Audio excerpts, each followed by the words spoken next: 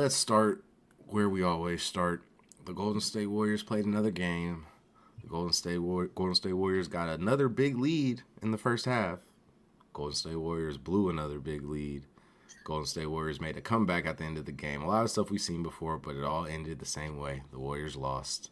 Um, just straightaway thoughts before we get into some of the nitty gritty. Oh wait, Clay got benched? Mm. Yeah, Yeah, no, we getting there now. there was a lot of benching. Andrew Getting Wiggins there and now. Kevon Looney get benched to start the second half, and Mm. probably for the Mm. first time, to Jordan's point, the first time, uh, in ever that Clay's been benched to close the game was last time Clay didn't close the game. Sure, it's happened before Yeah, I because know. he is a crazy man. But yeah, it doesn't feel like it. It doesn't feel like it's happened before. I'm trying to think. I feel like I can I think of don't the think it time. has. I can think of the time it's happened to Draymond. I can't think of the time it's ever happened to Clay.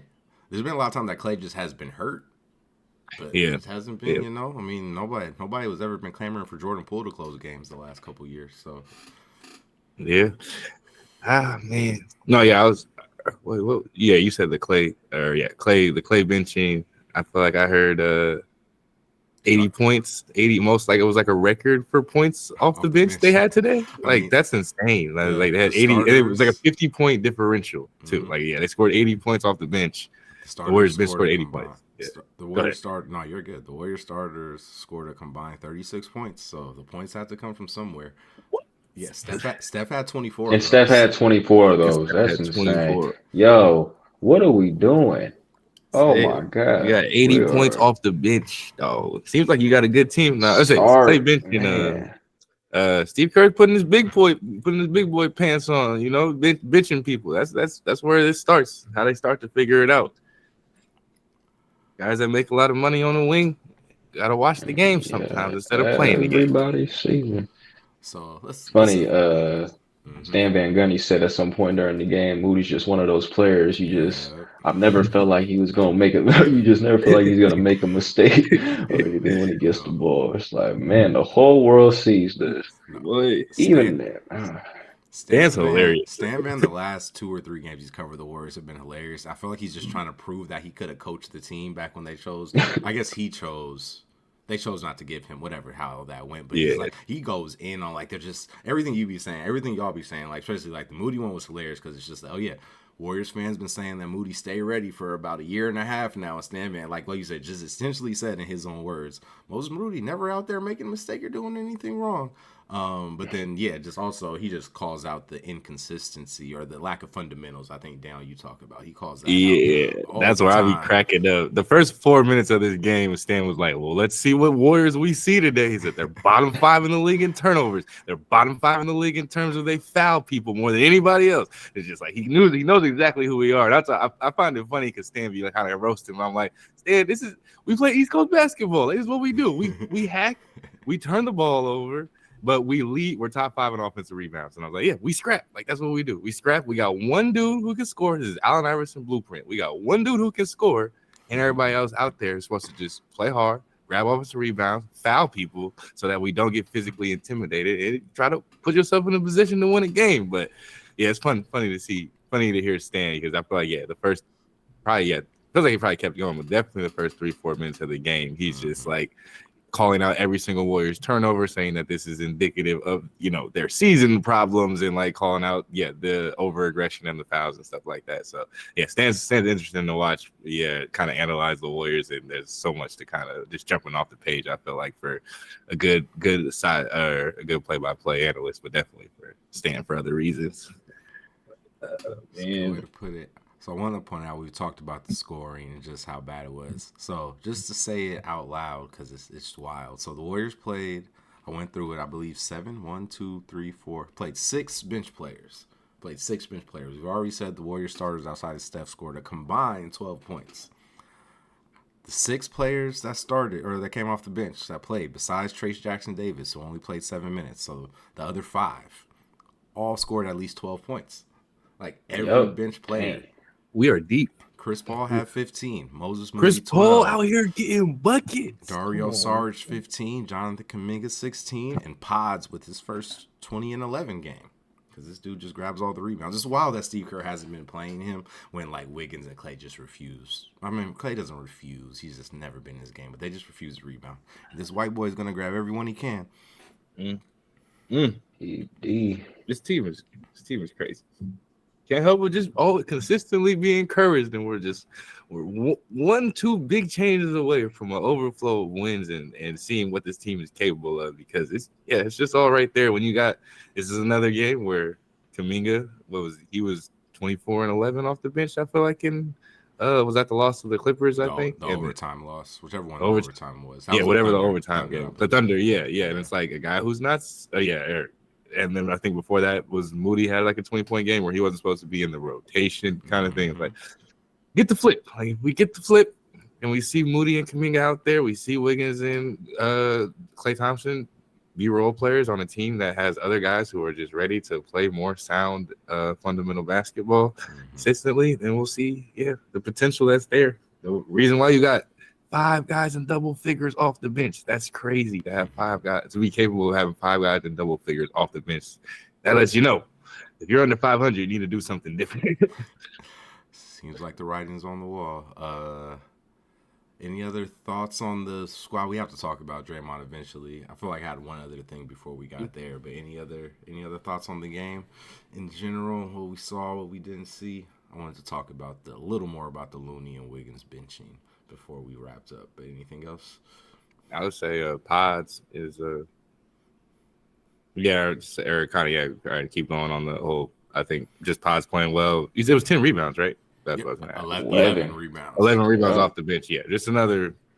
Said it about Moody, but just you have to have that guy on. Like, you have to get these guys on the basketball court, because these are just things that doesn't feel like Wiggins or Klay are going to bring you at this point in their career. So, there's a lot of role shifting going on. But I'll let you go ahead.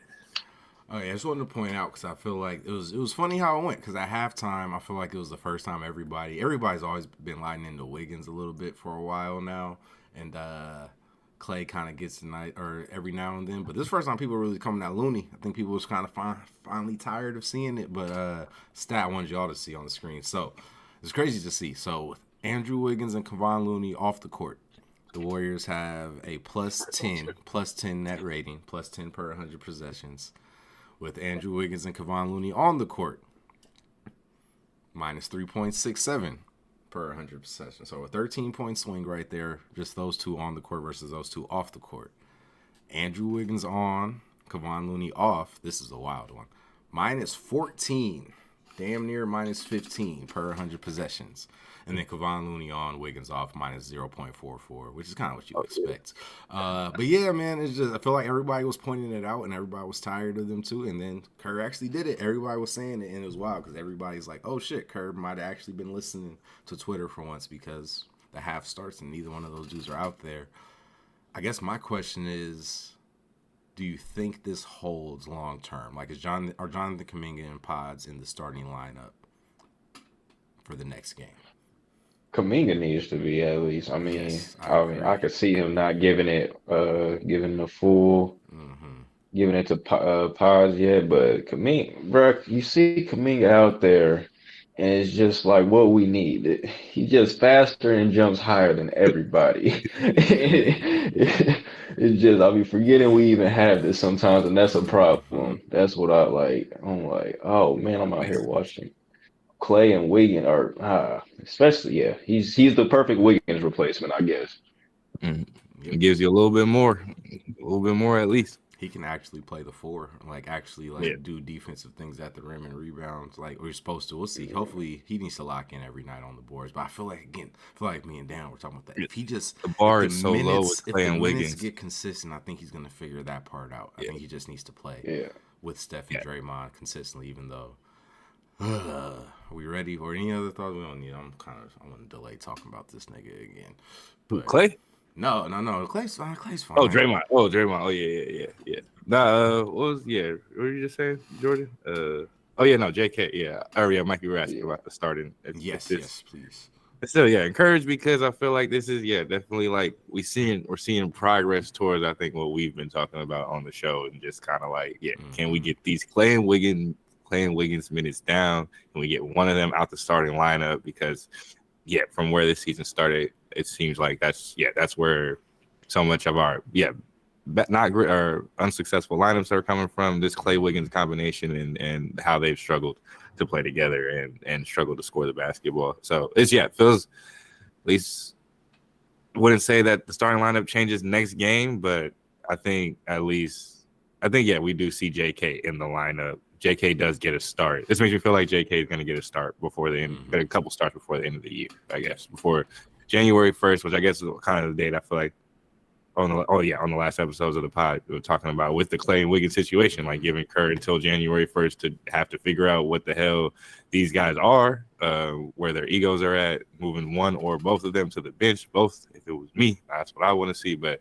giving Kerr until the first to kind of get there. So I think we're just that much closer to Kuminga or Moody getting their foot in the door with the starting lineup, and once they do, you can't turn back, because once your second best player on the team starts playing second best player on the team minutes in the starting lineup, you don't really turn back. You look really crazy when you start benching the guy who's like, I was thinking about it today. I was just like, Draymond, this is a good transition into Draymond, but like Draymond's not allowed to be the second best player on the team because he can't consistently be out there. So it's clear as day for me that Stephen Curry is the best player on the basketball team, and after that, it's Moses Moody and Jonathan Kuminga. Like, period. There's no one else on this team that is as good as those two basketball players. That's where this team is at.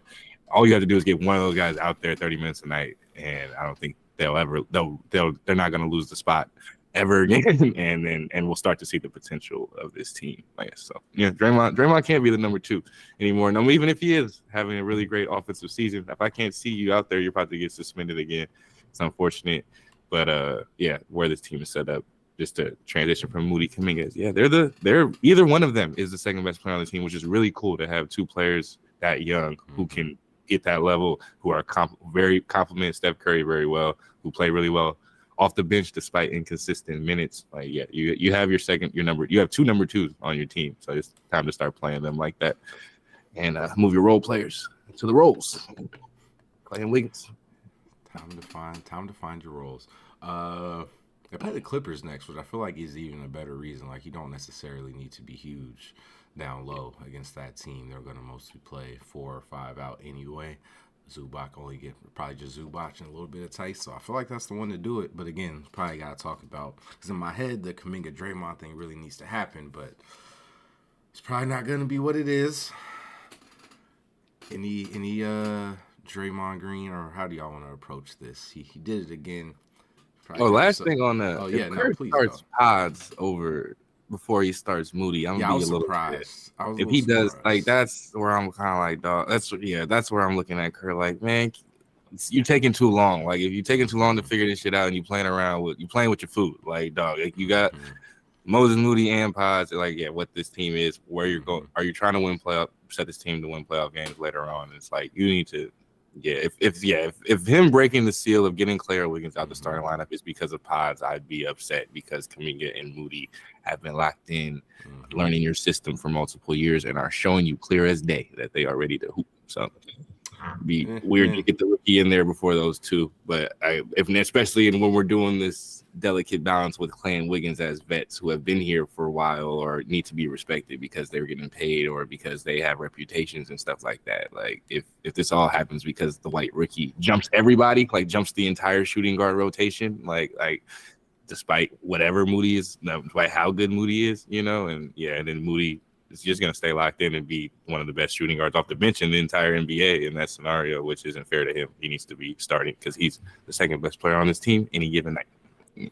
Let's say there's a world where you can start all 3. I don't know if I'll talk to you about that, J-Badge, yet, but I think that's, if there is ever another death lineup in the Warriors future, I think it's Steph, Pods, Moody, Kuminga, Draymond. I think that's the lineup that has the potential to do it.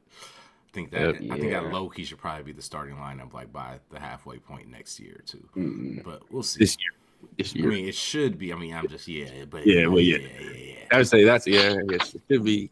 All right, I feel like, because we were talking a couple of weeks in, because before, I think Pods always was looking good this season, but I think before he started taking off, I feel like we had we went through the plus minuses, me and Mike, a while back, but GP2, just kind of like all of our GP2 lineups were great, but I think just that starting lineup, like, to see how good and what the potential of this team is, it's a world where it's Steph, Pods, Moody, Kuminga and Draymond as your starting five. But you have, if you want to start GP2 and bring Paz off the bench, then you can do that. If you want to go big and you want to start Looney and then take one of your, like any of those three guys of Paz, Moody, Kuminga, and bring those guys off the bench, matchup based, you can. And Gary and Looney are the perfect guys for that too. I think that's the thing. Is like Gary and Looney don't need to start every single night as much as I know Looney probably wants to at this point, and Gary's body maybe doesn't let him. But yeah, you have the two perfect guys to complement what that death lineup is, I guess. Yeah, I was gonna say with GP I think becomes, which probably makes it more of the death lineup, becomes the new Iguodala, where it's like that's GP2 in the starting lineup. I think going forward, if like fingers crossed the Warriors get back there again in this era, but I think that's the, like back in the day, it's the Iggy adjustment. The quick playoff adjustment for the Warriors is, all right, shit's going weird. We're going to put Iguodala in the starting lineup. Like, that's the first fix, right? And I think that's going to be GP2's role going forward. They're going to try to get away.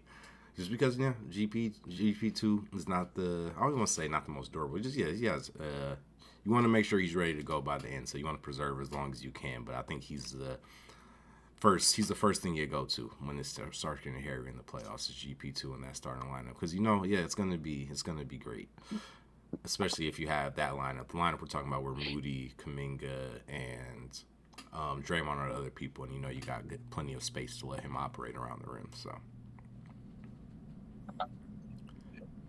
Draymond. But yeah, Steve is to see the defense actually too, because doing a disservice to Kerr. The Popovich parts that you do have, like my dog, we can see it in Moody and Kuminga and how they play the game and just their development of the fundamentals on both ends of the court. Just want to see what this defense is like, because that's what I know Steve Kerr to be. Like he'll build a really good defense, and he has the pieces for it. It seems like right now, but we're just not seeing. But we talked about before Kuminga. Think about Kuminga and Gary being our best perimeter defenders, like our best on-ball defenders, and that neither of those guys start on the night-to-night basis. Draymond's only one of our, I think, better defenders that we start when you look at this team. When I look at Moody and Kuminga and Gary Payton II, as better defenders more consistent defenders than Klay and Wiggins are. What happened to my man Andrew? That's so tough. Ain't that even wrong? He just perfect timing to come off the bench. I don't want to say nothing's going on, nigga. I mean, he's him. That's what I'm saying. I feel like we got him at the perfect time. I feel like you've been saying. Like, I think we time. do need to acknowledge, like, this is a significantly, like, this is the worst version of Andrew Wiggins that has existed as a Warrior and maybe ever in the NBA. Like, it isn't like, I know, like you're saying, like, this is him and his up and downs, but like, no, this is. This is something. I think also like we're past the, most guys have a regular prime. Like Wiggins' prime was that season. We won like that was the best.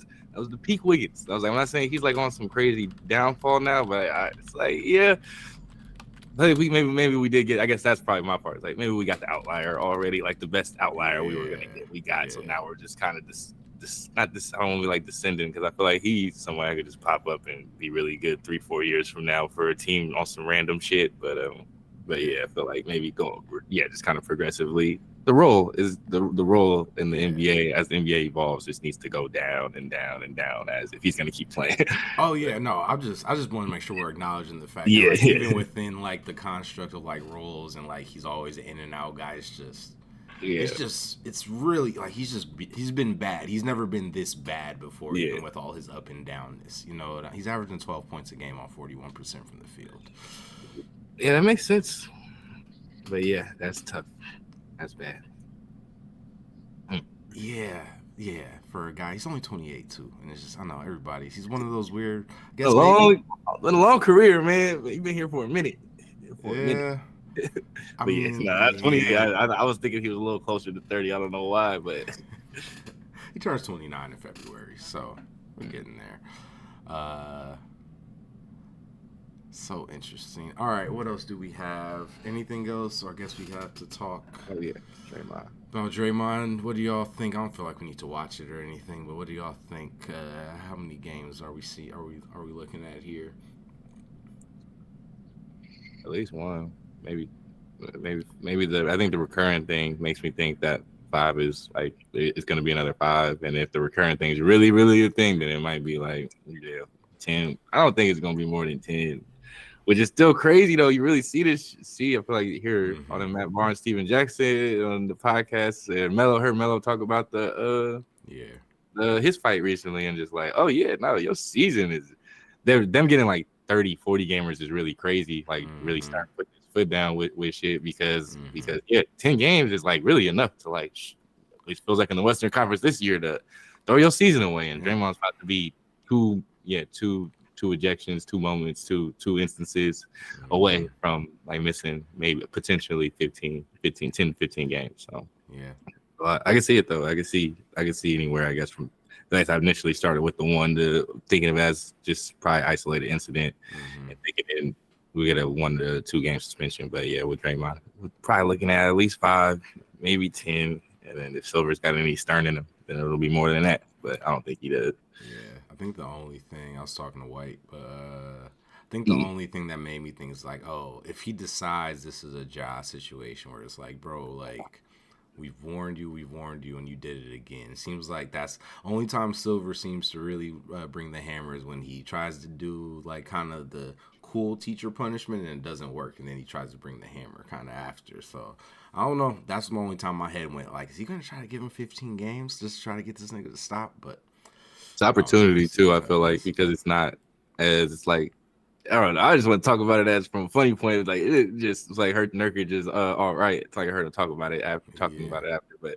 just looks hilarious. Like Dre, just it looks 110%. It looks like the leg kicks back in OKC Yeah. where it just No. like, it's like everything about it just feels like he's reacting in the moment. He's just his reactions are Yep. all over the place. Like It's they're out of literally all control. out of control. They're out of control, and it's just I don't know, man. Like it's a basketball game. Like I know people keep a lot of most basketball players probably feel like they can keep their control.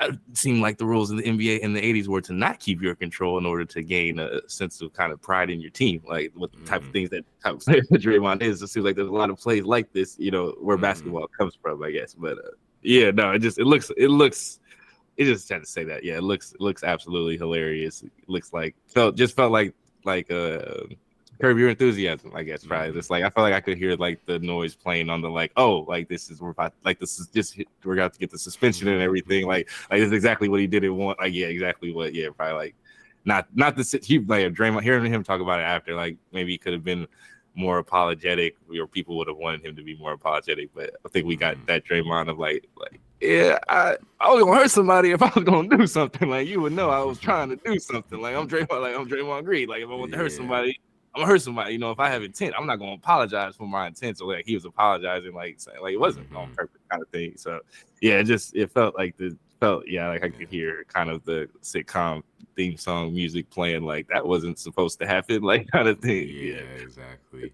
Nah, and he knew it too. I feel like you rarely see Draymond not be like indignant, like kind of like he never leaves the court calmly when he's ejected from a game. But Yeah. he just jogged off today. I feel like kind of admit. I think he probably saw it and was like, oh shit, like whether I meant to do it or not, that shit did look like he saw how it looked and was like, yeah, I That's think the it's real realization for yeah, all of this shit. Which is why it's like opportunity for Silver if he just slams him down, takes this opportunity to give him that 10, 15 games. Silver knows like, oh, I'm good. Like I probably don't have to worry. Best case scenario, don't have to worry about him having another problem with. Hopefully, don't have to have a problem about having a problem with him again. But yeah, you yeah, rather be in a situation like this where it wasn't some crazy drama, like crazy dramatic situation. As like I think the choke was and other mm-hmm, past Draymond situations have been. And like I just say, in a game versus anytime we play like Memphis or when watching Draymond for a long time, this goes across mm-hmm, generations of Memphis basketball teams. But like, yeah, there's like he has an energy in the game because he's on an extra level mm-hmm, in a really big game, and you can see. Like I say the idea of him losing control because he's just going to keep playing harder, playing harder, playing harder. As mm-hmm. the game gets more and more intense, you can tell he has less control over how hard he's playing. He's just playing. He's just maxing out. And like this just complete ironic that this was not one of those times like at all. Like this Mm-hmm. was something just completely kind of different and ironic, but also very representative of Draymond still at the same time. So Dre, That's Draymond for you. Jordan, Uh, how many games, Jordan? Hope just 5. Even though that even seems like too much. I mean, for us, seems like mm-hmm. too much. But yeah, hopefully just 5. Yeah. I really didn't think about it as that until I heard the inside guys talk about it after. It's like, oh, people think this is like, they seem like they were just like aghast, like blown away that he would do like something like that happens. It's like, oh, they're gonna. But like I saw it, and I was like, yeah, maybe another couple games, like, and that would have been it. But yeah, then you hear everybody reacting. It's like feels like at least 5. It just looked goofy. It's just like he landed perfectly on his face. Like it was just like, dog. Ah, man, he's never gonna live the jokes down. Got my man Jordan Poole trending for the first time this season. Yeah, that's how it goes. Yeah. Who do you guys want to? What do you guys want the starting lineup to be? I feel like we talked about how we want Moody and Kuminga in the starting lineup, but even with that, Draymond. I mean, I think nobody went Draymond out the starting lineup. So, what do they do starting lineup wise? Now that he's gone, at least for a few games. Steph, Mm-hmm. Steph, Moody, Kuminga. Kuminga. I feel like that's the 3. What's the next 2? Is the question. Well, yeah.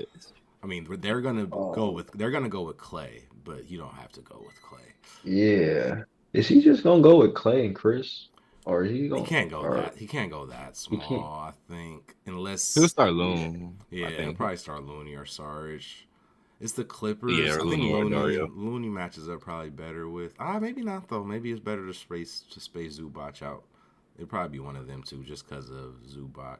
But I feel like as soon as the Clippers go small, the Warriors might end up just bringing Chris in for a big and just say fuck it, why not? Well, they have to lose at this point. What you think? I like that Steph in the wings, though. I mean, I guess just falling into that is kind of interesting. Of Steph, Yeah. Clay I mean Wiggins, Moody, that's and Kuminga, all 4 of them start. Yeah. I don't know what he's actually gonna do. Yeah, But Yeah. yeah, yeah, Steph put out. So he might just start he might start Pies, I'm not gonna lie. I yeah. don't know. Steph, I Dude's can see him going random. Steph, Pods, Clay Wiggins, and Looney. Can see him Don't that do being his this. only real adjustment is that he gets to just put Pods in for Draymond, and he gets to keep Clay and Wiggins out there and give them another chance. But technically, he I put feel in a like he good can't give both performer. of them a chance. He Yeah, gotta no, at least take out, or it's yeah. probably gonna be Wiggins. I I feel think like Wiggs it's is Oh out. yeah, that's something. If easier they for him can't to get bench Wiggins. if something And if he puts both of them in, then we should. Yeah, one of them should get benched. I guess somebody's got to get benched. If yeah, I J.K. think takes Draymond's Wiggs. spot and Pods gets to start still, then maybe Wiggins. Seems like Wiggins. Wiggs is the obvious choice of somebody Yeah, that's gonna yeah. be out. But then I don't know. Everything that seems obvious with it seems somehow doesn't happen. So who knows? But yeah, no, I'm with y'all. Sounds like what it's gonna be. I feel like I'm nervous about. That's probably the coach. That's why sometimes I understand where Kurt's coming from. Cause like the coach in me is like, I don't know if I want to go no big man just for rebounding purposes. But also, if Pods is your best, Pods is a good rebounder. Moody's a good rebounder. Kuminga's a good rebounder. Yeah, I like the small lineup. That would be pretty interesting. I hope we at least see it at some point throughout the game, just because Ty Lue wants to go no bigs at some point anyway. So you might as well match it and try to force his hand on it early. Honestly, I feel like it's better for them to get Zubac out the game because I feel like he kind of kills the Warriors. He's one of the few guys like him and like that few guys. Like he's one of those guys. I feel like most nights. Oh yeah, he's gonna make the Warriors feel that they're kind of on the smaller side. So I feel like he's one of those guys. But yeah, you get him off the court by going small. I'm down. Any thoughts? Y'all think think they're pulling the game out against the Clippers on Thursday? Oh, I'm not gonna lie. The Clippers, didn't they just cook somebody today? Yeah, they ran the Kings off the Oh court yeah. today. Oh, Yeah, they they ran. ran the Kings. Yeah, that's Yeah. why I never put my money on the Kings, on any Kings player, because I never know what's gonna happen. Yeah, they kind Yeah, of beat the brakes off of them. I feel like it never ended know at what's 20, but I happening. saw it being higher earlier. Yeah. It was a rough one. So yeah, Clippers won 5 in a row. I feel like I want to get to that in a little bit. Do you Yeah. think the Warriors put it into the streak? Nah, we're about to get popped, I think. I don't even think we're capable of getting blown out because we got one of the greatest benches of all time right now. Yeah. Like I think we're literally incapable of losing by 20. Like we're gonna be in the game. I would bet on a loss if I was had to pick which way or the other. But yeah, man. I don't think anybody can really blow us out like that right now. I think, Yeah. yeah, man, we scrapped. We play too hard. We foul too much. We grab offensive rebounds. We be scrapping. Like, it just, man. But yeah, no, I don't think it's. I'm not thinking. Well, I don't know. I hope it's your J. I put it on. Yeah, JK and Kuminga. If we not put an expectation on him to have a great game, but I think if we have a JK starts, he has a great game, then I think it's a W. But other than that, for me, Kerr might be shuffling around with Klay and Wiggins all game, trying to figure his shit out. We'll just barely stay in the game. To your point, the last time the Warriors lost by more than 10 points, or just had a game that was decided by more than 10 points, was when the Thunder beat them in November November 16th. So damn near a month ago is last time the Warriors played a game that was more than a 10-point difference. 18 games of less than 5 points in the last 5 minutes. I think they're nine. They're now 9-10. They're 9-10. So of their games, all of their, how many games we played? 25, 26. I think we're close to 25. Let me check real quick. Are we even there yet? Oh damn. I think this is 25.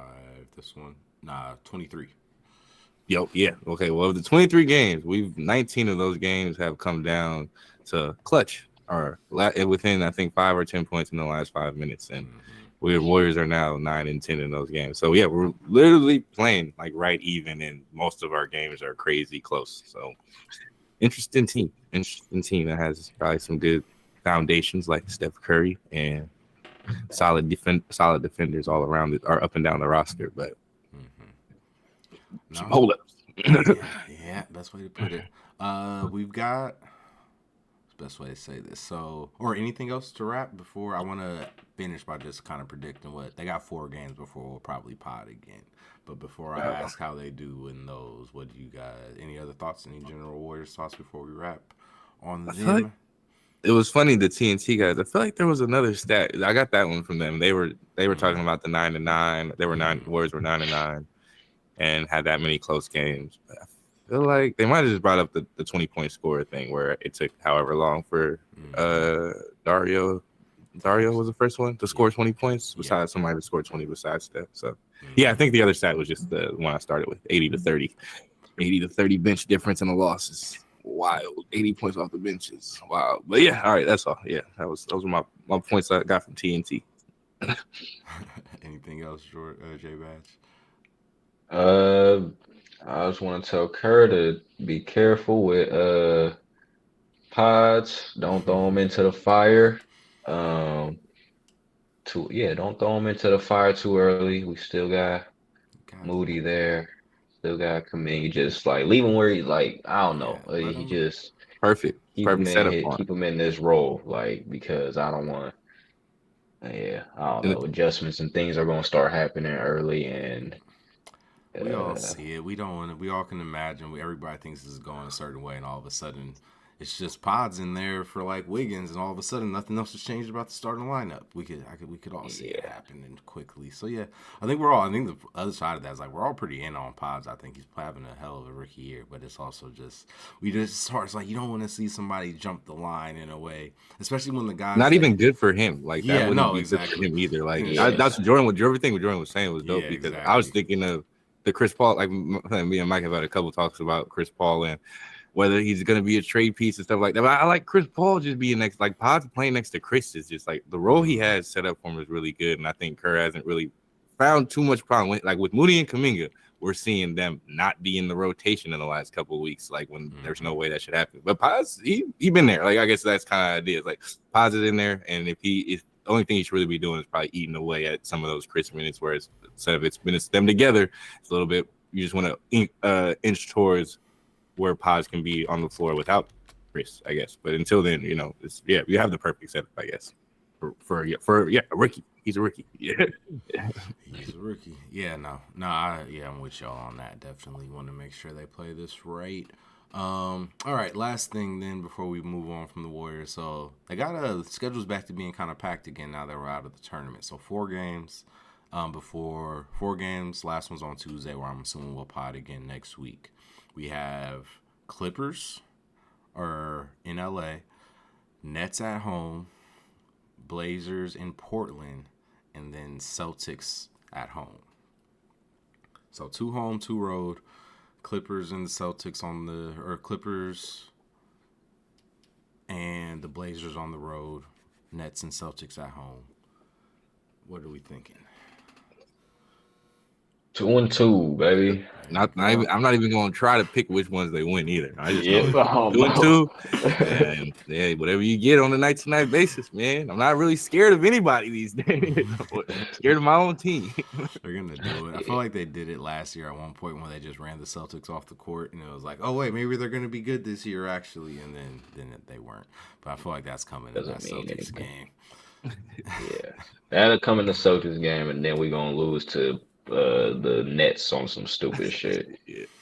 We'll get it. Then we lost to the Blazers, right? That was one of our losses, wasn't it? Nah, they pulled it We, out. They no, we. almost lost. Oh yeah. It was Kuminga saved them in that game. That was the one. Yeah.